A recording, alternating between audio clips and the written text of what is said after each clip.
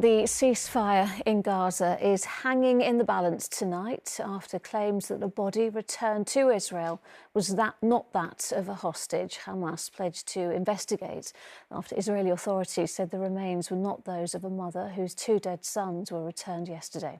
The family of Shiri Bibas say they cannot mourn until she is returned. 6 living hostages are scheduled to be freed tomorrow, along with 600 Palestinians. And this report from our senior international correspondent, Jonah Irvine, contains distressing details. In Tel Aviv's Hostage Square, there was shock and disbelief at the news that yet more tragedy has been heaped upon what's left of the Bibas family. And these were feelings shared across Israel. It's overwhelming with sadness. It is probably one of the saddest days Israel has known. It's devastating, really. It's so distressing for the family. They have no closure now. Who knows what's happened to this poor young woman? While DNA testing confirmed that the Bibas boys, Ariel and Kfir, were in 2 of the coffins handed over yesterday, there was apparently no match confirming the identity of their mother, Shiri.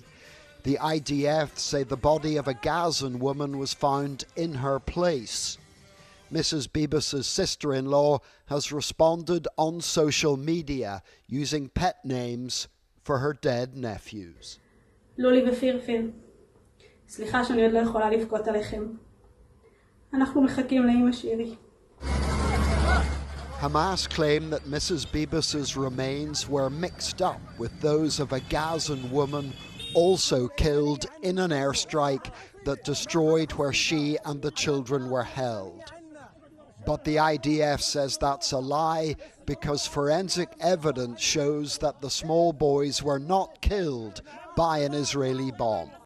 Ariel and Kfir Bibas were murdered by terrorists in cold blood.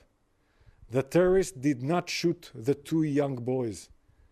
They killed them with their bare hands. Afterwards, they committed horrific acts to cover up these atrocities.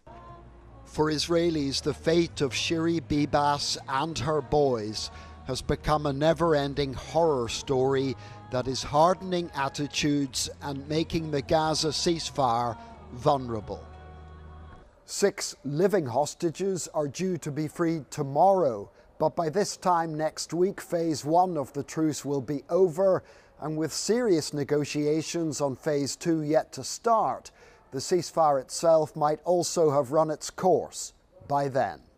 John Irvine, ITV News, Tel Aviv.